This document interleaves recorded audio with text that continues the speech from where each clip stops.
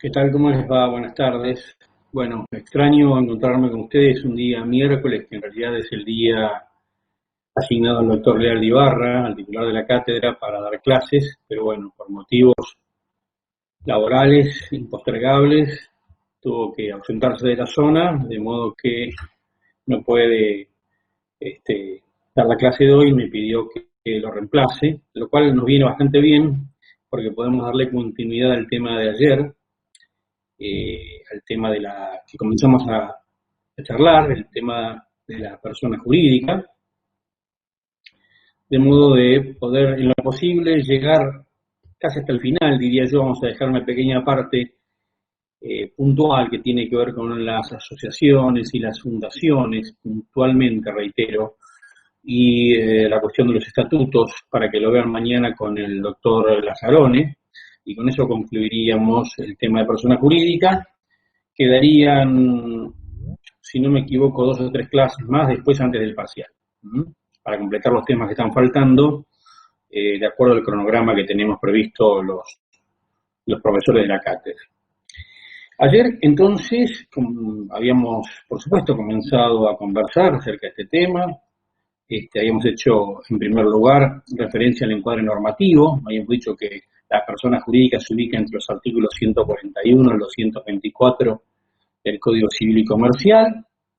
Habíamos hecho referencia puntual también a la definición, la habíamos interpretado después de unos comentarios, a través de unos comentarios, lo que significaba la persona jurídica, como es que está definida en el Código Civil y Comercial, alguna diferencia con la definición negativa o por descarte, podríamos decir, que tenía en el viejo código, en el Código de Lezano. Habíamos hecho también un comentario acerca de la clasificación en personas jurídicas públicas, personas jurídicas privadas, cuáles eran, a la luz de las disposiciones del Código Civil y Comercial, las personas públicas, las personas jurídicas públicas, y lo mismo, cuáles eran las personas jurídicas privadas. Habíamos dicho que el Código, de todos modos, deja la puerta abierta para que otras personas que no son las mencionadas en los artículos respectivos también puedan tener ese calificativo. Habíamos también después subdividido a las personas jurídicas privadas en tanto, bueno, con un criterio, por ejemplo, que es aquel que las subdivide en personas jurídicas privadas que requieren autorización estatal para funcionar y aquellas que no requieren autorización estatal para funcionar, por un lado, y también hemos hecho otra división mencionando que hay personas jurídicas privadas que tienen fines de lucro y otras que no lo tienen. A partir de allí también hemos hecho referencia a los elementos propios de las personas jurídicas privadas. Habíamos hablado en primer lugar de los elementos materiales y dentro de ellos el elemento humano, el elemento patrimonial, la finalidad de la persona jurídica, y luego habíamos hecho referencia a los elementos formales que justamente se vinculan con el acto constitutivo de la persona jurídica, sus estatutos, como también el marco normativo en el cual esto se debe dar, ¿verdad? Y bueno, comentábamos justamente que sobre el final que había determinadas leyes especiales, de acuerdo a la persona jurídica de que se trate, y bueno, digamos, esa era la normativa por la cual debían regirse, supletoriamente por las normas del Código Civil y Comercial. Bueno, eso en caso de que hubiera leyes especiales, desde luego, ¿no? Y bien, hoy vamos a continuar con el tema, como dije hace unos momentos, de la persona jurídica, y habíamos quedado ayer en un punto que es el del comienzo de la existencia de la persona jurídica, privada en particular, lo cual está contenido en el artículo 142 del Código Civil y Comercial, y bueno, ¿cuál es el comienzo? Así como la persona humana, ¿cuál es el comienzo de su existencia? Nosotros, cuando estudiamos la persona humana, hablábamos en el artículo 19, hablábamos de la concepción, habíamos hecho, me acuerdo, en aquel entonces, la diferencia entre el concepto actual de concepción y el tradicional que estuvo vigente tantos años en vida del Código Civil de Sarsfield. hicimos la diferenciación de cómo debe entenderse el momento de la concepción hoy. Y bueno, también hay un principio de existencia de la persona jurídica privada que tiene que ver con su constitución. La constitución, desde el momento de su constitución, esta persona jurídica privada comienza su existencia. En líneas generales, el código dice no necesita autorización legal para funcionar, excepto que haya una disposición puntual en contrario. En los casos en que requiera autorización estatal, bueno, la personalidad jurídica no puede funcionar, la persona jurídica no puede funcionar antes de obtenerla. En rigor de verdad, debemos decir que la persona jurídica puede funcionar. Lo que pasa es que no va a funcionar como tal. Por ejemplo, si tenemos una asociación civil, que son las personas jurídicas que, de acuerdo a las normas del Código Civil y Comercial, requiere autorización estatal para funcionar, una asociación civil, comienza los trámites ante la Inspección General de Justicia para obtener su personería, ¿no? Por supuesto que debe justamente tener autorización. ¿Qué pasa con los actos celebrados antes de que obtenga la autorización estatal? ¿Van a ser válidos? No, claro que van a ser válidos. Lo que pasa es que no van a ser válidos desde el punto de vista de que es la persona jurídica, asociación civil, de la cual están emanando. Pero en todo caso podrá considerarse que es una simple asociación. ¿Esto qué va a acarrear? Y bueno, en la simple asociación, ustedes ya esto lo van a ver cuando estudien con el doctor Lazzaroni distintas personas jurídicas, ya van a ver ustedes que en la simple asociación la responsabilidad de las personas que integran la persona jurídica es mayor. Pero no significa que sus actos no tengan validez, sino que no van a tener validez como emanados de una asociación civil. En todo caso, estarán emanados de una simple asociación. ¿Está bien? Entonces, reiteramos, ¿desde cuándo se considera que existe la persona jurídica? Si se trata de personas jurídicas que no requieren autorización del Estado para funcionar, su existencia comienza desde el mismo acto de la Constitución. Puede ser que este acto de Constitución tenga lugar por un instrumento privado, con firma certificada por escribano, o bien por un instrumento público según el tipo de persona jurídica que sea. Esto, digamos, si se trata de personas jurídicas, reitero, que no requieren la autorización del Estado para funcionar. Ya, si se trata de personas jurídicas que requieren la autorización estatal, el comienzo de su existencia como tales, por ejemplo, es una asociación civil, reitero el ejemplo, que requiere autorización del Estado para funcionar, bueno, su nacimiento, el comienzo de su existencia se va a dar con la autorización del Estado, o sea, cuando obtenga la autorización del Estado. Es importante que tengamos en cuenta que el comienzo de la existencia de la persona jurídica genera distintos efectos. Desde el punto de vista de la personalidad, como ya lo mencionábamos ayer, la persona jurídica se distingue de la personalidad de sus miembros. Es decir, la titular de las relaciones jurídicas que se establezcan va a ser la persona jurídica, esta creación del derecho de la cual ayer hablamos, esta ficción, es una persona distinta de la persona de los miembros que la componen. O sea, tenemos una asociación civil, por ejemplo, un club deportivo, supongamos que Boca Juniors fuera una asociación civil, desconozco si lo es puntualmente, pero el club Boca Juniors, como tal, es una persona jurídica. Los miembros que tienen los asociados de Boca son personas distintas. La comisión directiva está compuesta por personas distintas a la persona jurídica.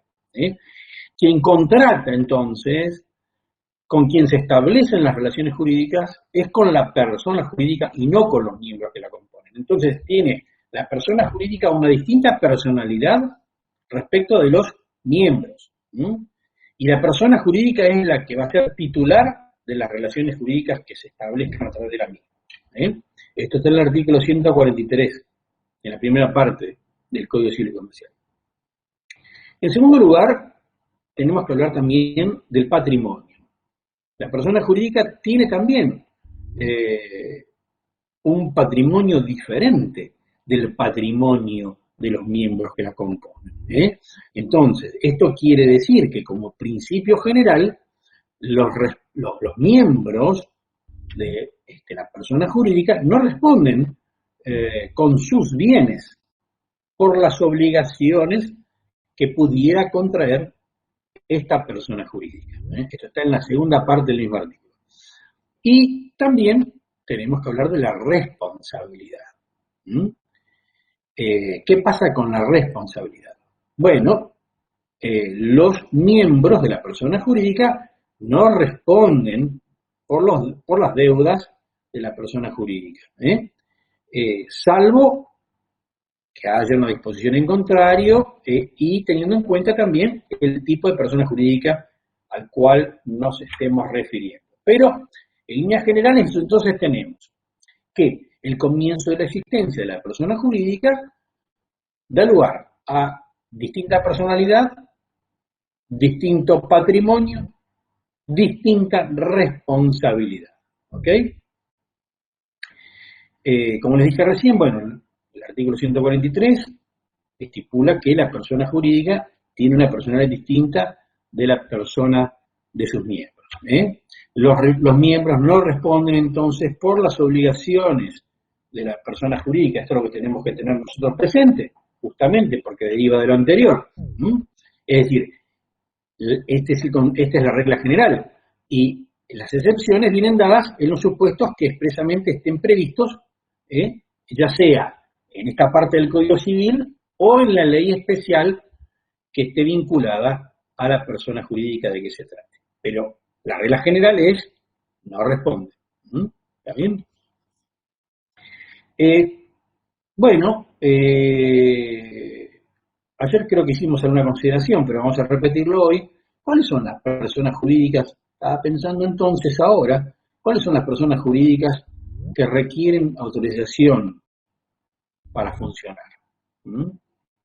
Bueno, en primer lugar tenemos las asociaciones civiles. Esto ya lo venimos diciendo. Requieren autorización para funcionar y se encuentran sujetas además las asociaciones civiles a un control permanente de la autoridad competente, ya sea nacional o local, según corresponde.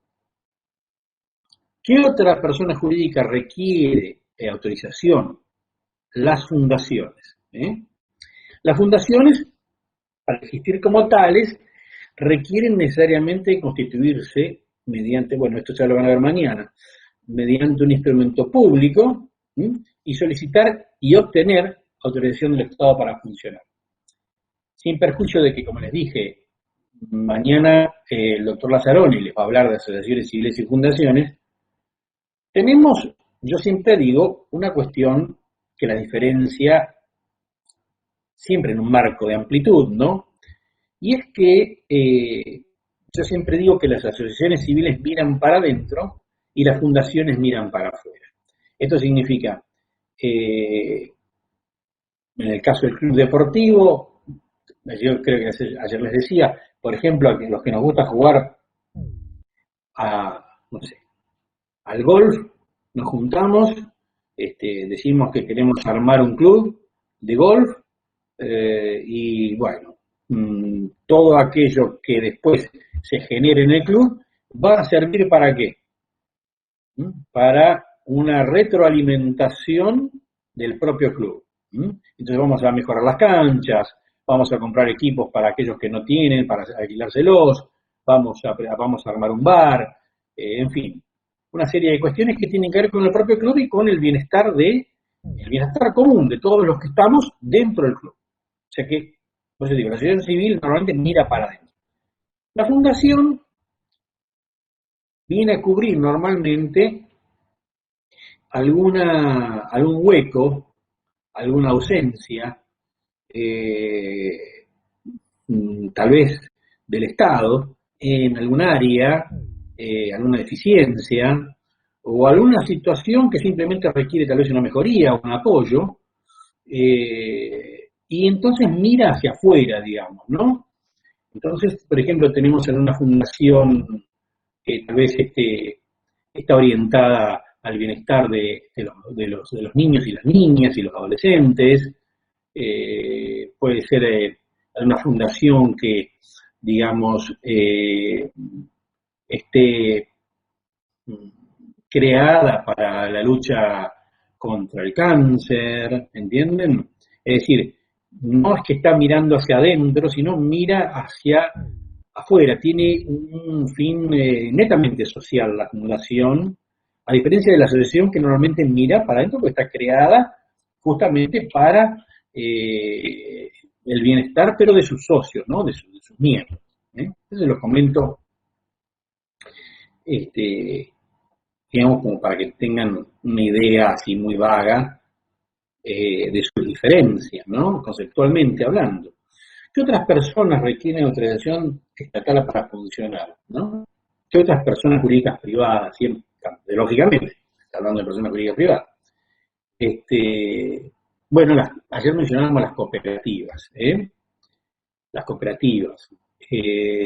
También requieren, otras personas jurídicas privadas que requieren autorización para funcionar son las mutuales. Las cooperativas con su ley especial, que es la 20337. Las mutuales tienen una ley especial que es la 20321, si lo quieren anotar por ahí, porque, bueno, justamente en su normativa particular es donde se exige que estas personas jurídicas privadas soliciten autorización del Estado para funcionar. Y también habíamos dicho que dentro del artículo que hacía mención, ¿no? En un listado que ayer calificamos como ejemplificativo de las personas jurídicas privadas, estaban también contempladas las iglesias, confesiones, comunidades o entidades religiosas, a excepción de la Iglesia Católica, que es una persona jurídica pública, y esas también les impone, digamos, la ley 21745, les impone la obligación de requerir autorización estatal para funcionar. ¿Está bien?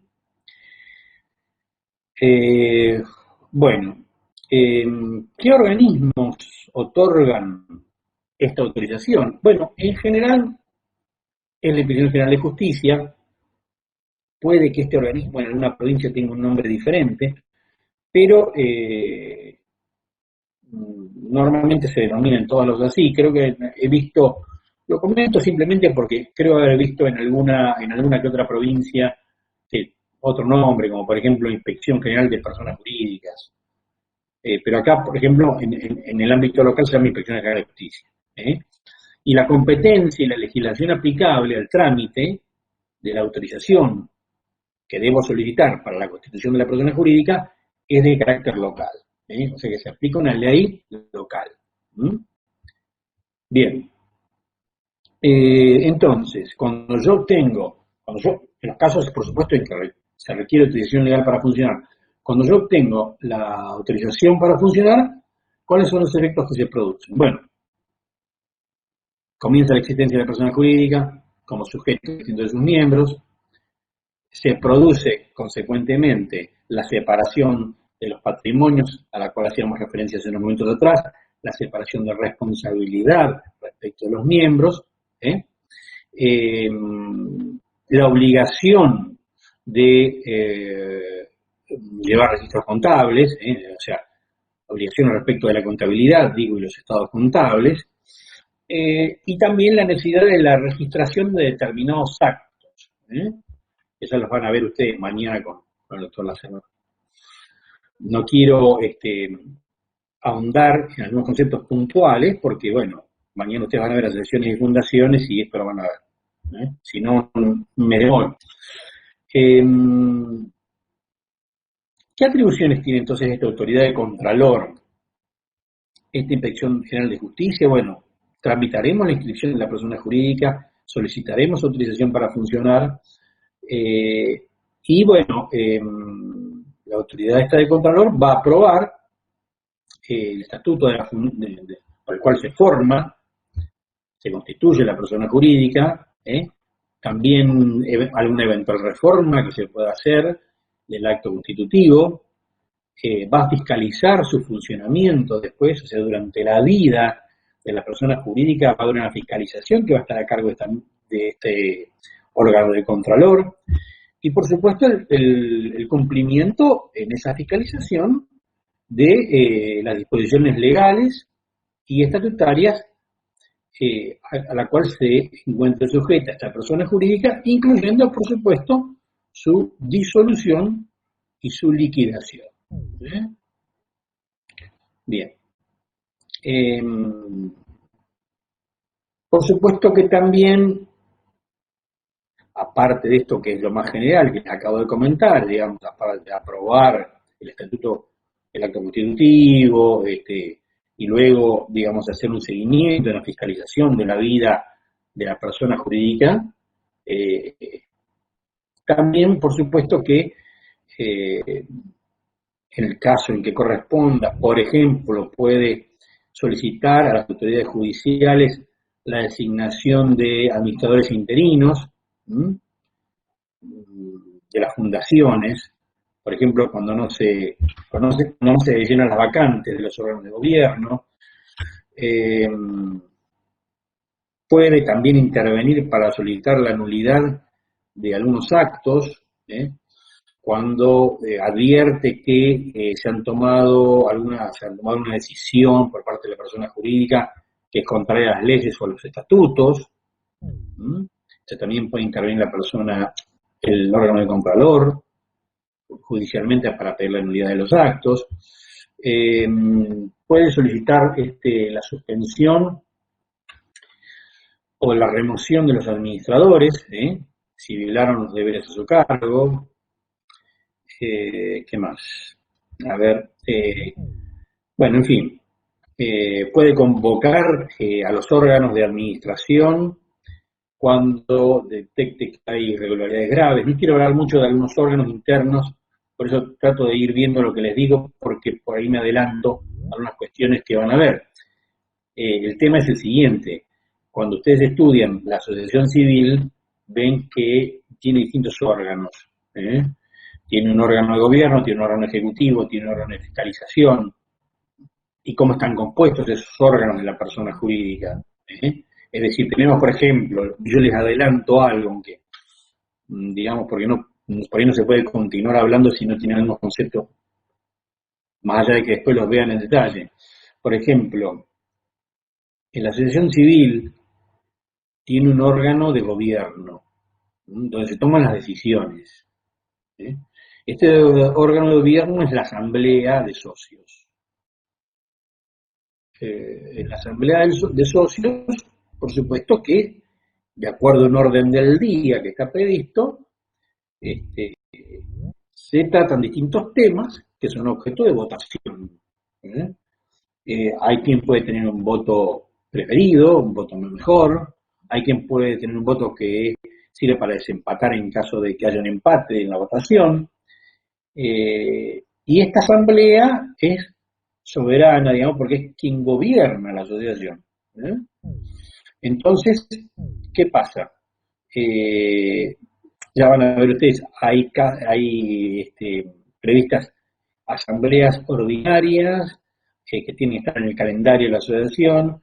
Hay circunstancias que pueden permitir la convocatoria de asambleas extraordinarias. Y claro, una vez que la asamblea, te reitero que es el órgano de gobierno, toma una decisión, se la comunica al órgano ejecutor, que es la comisión directiva, y le dice, bueno, miren, ustedes tienen que hacer esto, llevar esto adelante. Y la comisión directiva lo va a llevar adelante. Y luego habrá que ver, hay un órgano de fiscalización que va a decir, bueno, vamos a controlar, es un órgano de contralor. Distinto al órgano de gobierno, distinto al órgano ejecutor o ejecutivo. Hay un órgano de fiscalización.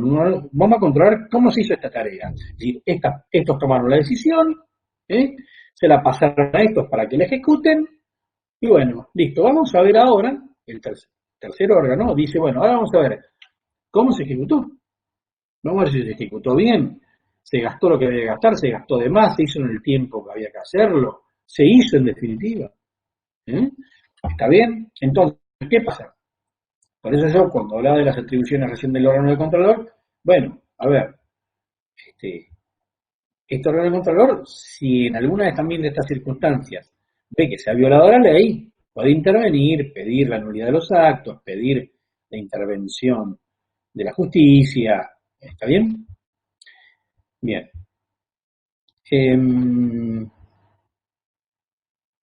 Si cambiara el objeto de la fundación, por ejemplo, de una fundación, también va a intervenir el órgano de Contralor.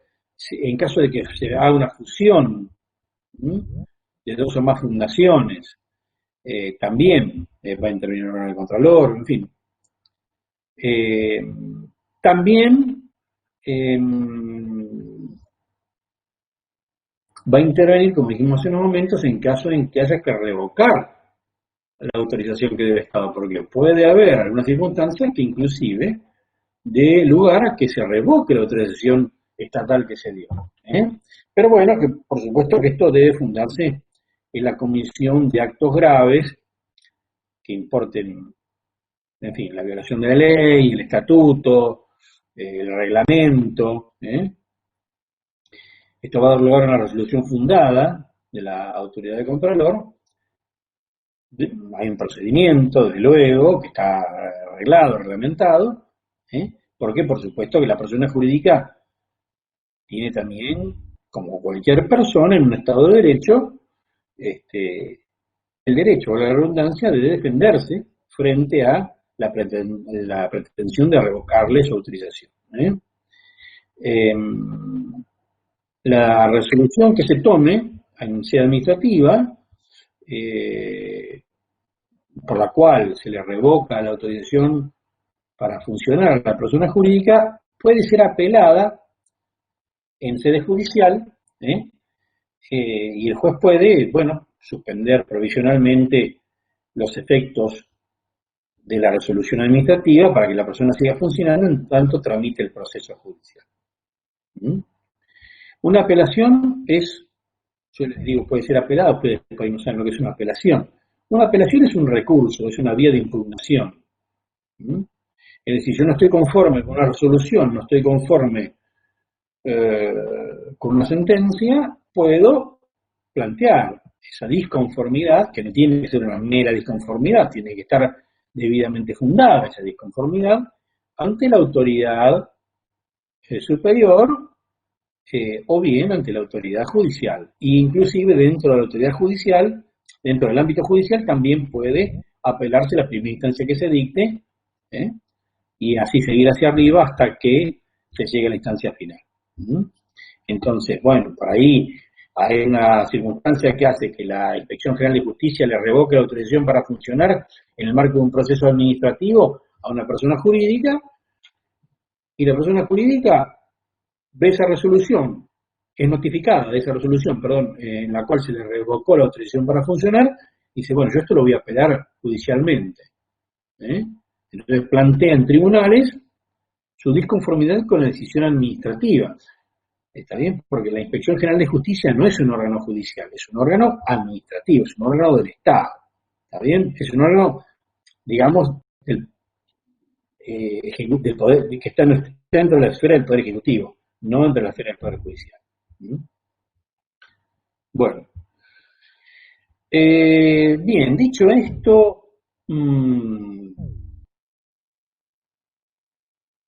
y para tenernos un poco también al programa y a los puntos que tenía previstos, hemos visto el comienzo de la existencia, hemos visto que personas jurídicas requieren autorización para funcionar, personas jurídicas privadas. Hemos visto unas atribuciones del órgano de Contralor. Bien, vamos a ver entonces ahora los atributos de la persona jurídica. Ya habíamos hablado de esto, habíamos dicho que, bueno, comparte varios de estos atributos con la persona humana, a excepción del estado civil. La persona jurídica no tiene estado civil, pero sí tiene los demás. Tiene nombre, domicilio, patrimonio, capacidad, es decir, los otros cuatro los comparte. Lógicamente que estos atributos son, tal como sucede con la persona humana, cualidades que resultan inseparables de ella y que la determinan, como en la persona humana, también la determinan en su individualidad. Son imprescindibles para su desempeño en la vida jurídica. Respecto al nombre, bueno, artículo 151 del Código Civil y Comercial, la persona jurídica debe, hay que acostumbrarse en derecho a leer bien. Una cosa es cuando la norma, cualquier norma de que se trate, en el momento estamos haciendo referencia al Código Civil y Comercial, es diferente cuando la norma dice debe de cuando la norma dice puede. El debe es obligatorio, el puede es facultativo. En este caso, volviendo al tema, la persona jurídica debe tener un nombre que la identifique como tal, con el aditamento indicativo de la forma jurídica adoptada. Debemos aclarar si es fundación, debemos aclarar si es una asociación civil, si es una sociedad comercial, por ejemplo, SRL, SA, ¿está bien? Si está en liquidación, la persona jurídica, bueno, debe aclararlo también en su nombre, que está en liquidación, o sea, debe agregar que está en liquidación. Hermanos Pérez, SRL, en liquidación, en ese caso. Ya sabemos nosotros algunas cuestiones del nombre, hemos hablado de unas cuestiones que tienen que ver con ello cuando hicimos referencia al tema al estudiar la persona humana. Con la persona jurídica tenemos que tener algunas consideraciones particulares. Por ejemplo, el nombre tiene que satisfacer, cuando hablamos de persona jurídica, algunos recaudos de veracidad, de novedad, de actitud distintiva, porque si no se puede confundir con otro nombre, imagínense, y no es como la persona humana, es decir, hay dos personas humanas que pueden llamarse Carlos Rodríguez, tal vez, pero tienen otros elementos distintivos aparte del nombre.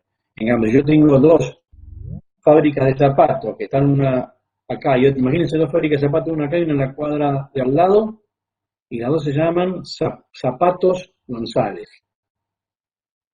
Se empieza a complicar, ¿cuál es el Zapatos González que a mí me interesa? ¿No?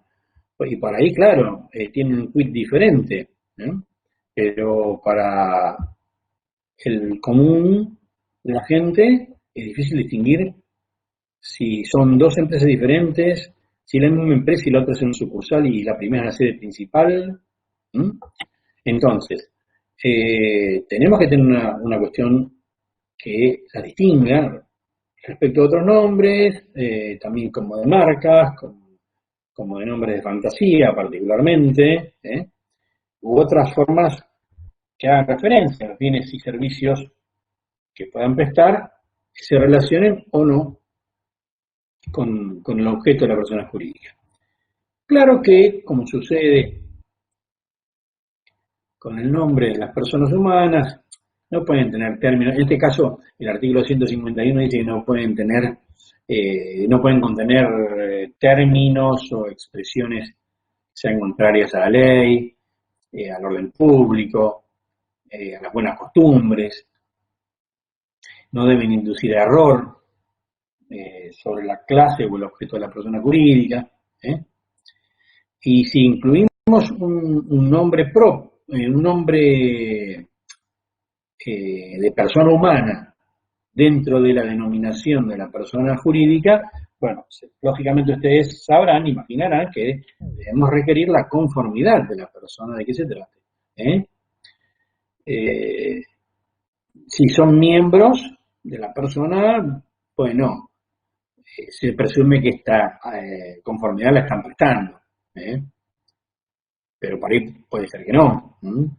¿Está bien? Imaginen que yo le pongo fundación Lionel Messi acá una. Primero que Lionel Messi tiene su propia fundación, pero supongamos que no la tuviera, y yo le pongo fundación Lionel Messi acá un comedor que hago para darle de comer a chicos con pocos recursos. Creo que Lionel Messi mínimamente debiera prestarse en conformidad. Imagínense que, ¿no? Yo no puedo andar usando nombres de otros, ¿verdad? Y si la persona que oportunamente prestó su conformidad falleciera, los herederos tienen que prestar conformidad para que la continúe usando. ¿Eh? ¿Está bien? Si, digamos, se acreditaran que el hecho de que yo la use le puede ocasionar a ellos algún tipo de perjuicio moral o material.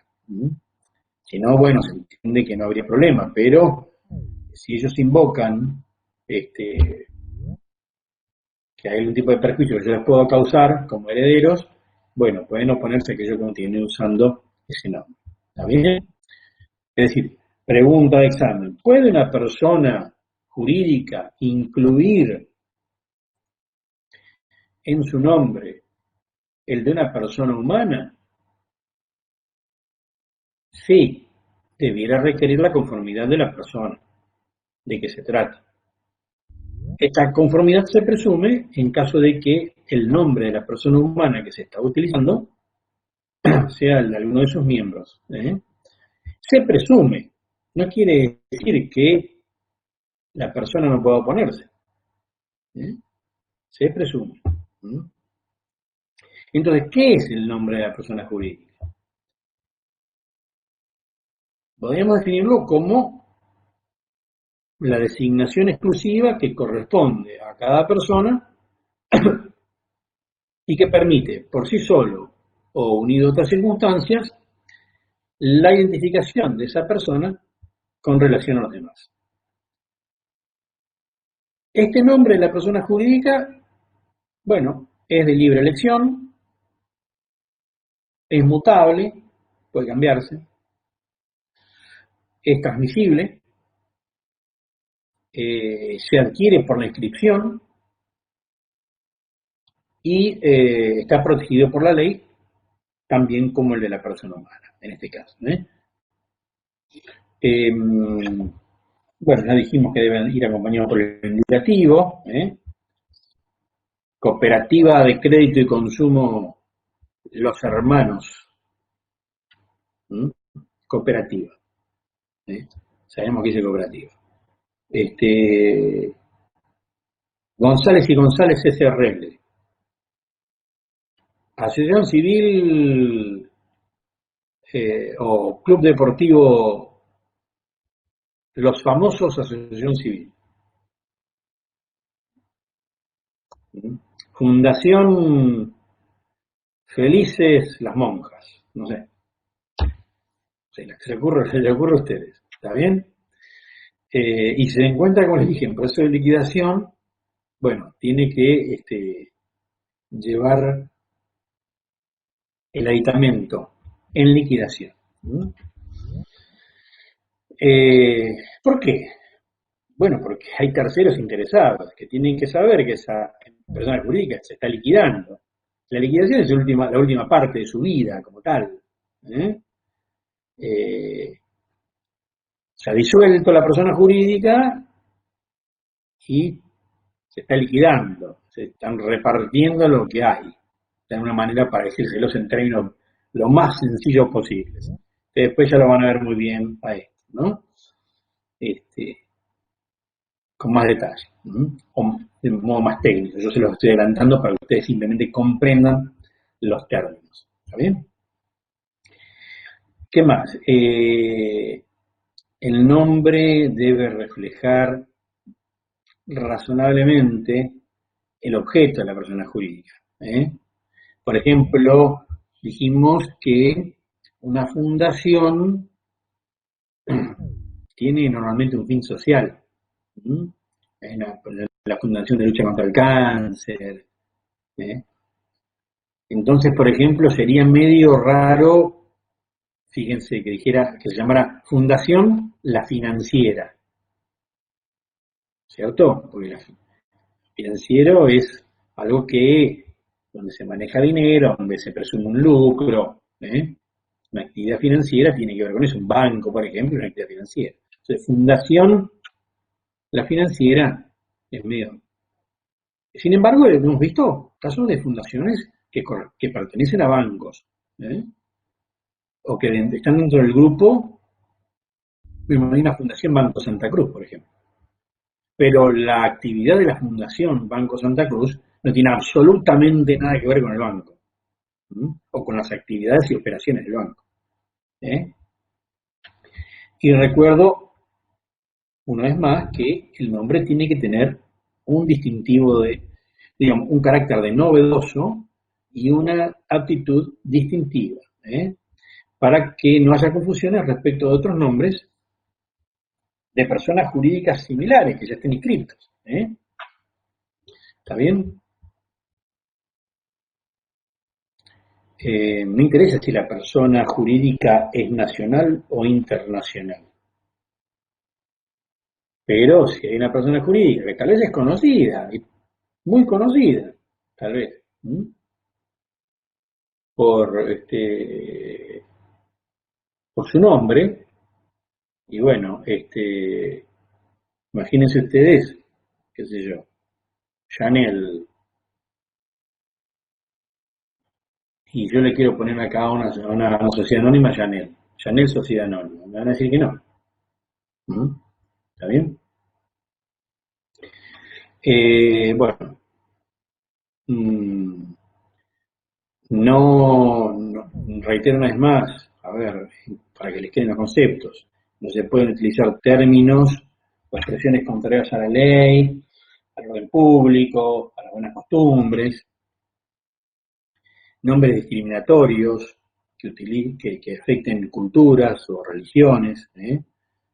No vamos a poner la dictadura asociación mutual, por ejemplo. Bien, el tema. Bien. Recuerden que si hay un nombre propio, un nombre de persona humana, tiene que tener la conformidad. Bueno, vamos a parar un cachito acá, solamente 10 minutos, y después seguimos con la última parte, ¿eh? ¿Está bien?